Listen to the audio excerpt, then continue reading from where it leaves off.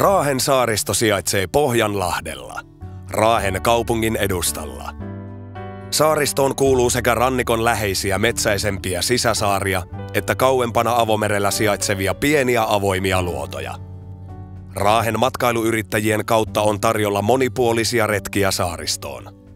Voit viettää päivän merellä kalastaen tai vaikkapa hylkeitä bongaten.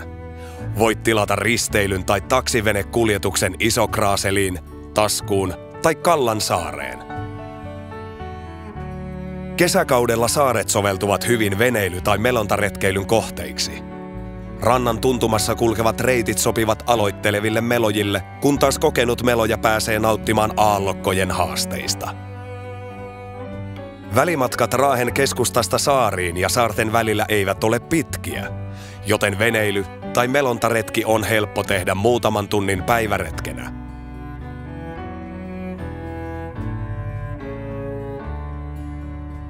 Saaressa pidettävällä tauolla on mukava istahtaa nuotion ääreen tikkusiian tai makkaranpaistoon. Halutessaan saaristossa voi myös yöpyä laavuilla tai taukotuvissa. Iso-Kraaselissa on 1850-luvun alkupuolella rakennettu pooki, eli valoton majakka, sekä 1909 rakennettu luotsitupa, jossa voi myös yöpyä.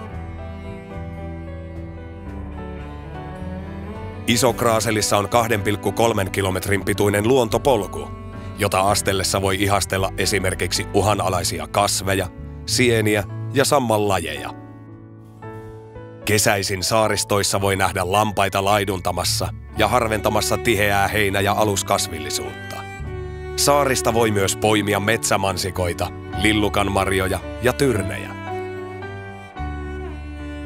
Taskun saari on toiminut aikoinaan kalastajien tukikohtana. Sen vuoksi saaressa on vanha kalamaja ja uusi taukotupa on rakennettu saarivierailijoiden käyttöön.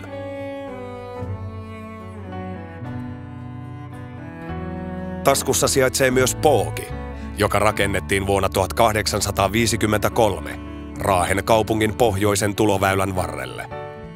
Taskun saari on suosittu retkeilykohde ympäri vuoden. Saaren kauniit merenrantaniityt sekä hiekkadyynit ovat näkemisen arvoisia käyntikohteita. Tule, koe, ihastu, rakastu. Raahen saaristo. Vuoden retkikohde 2016.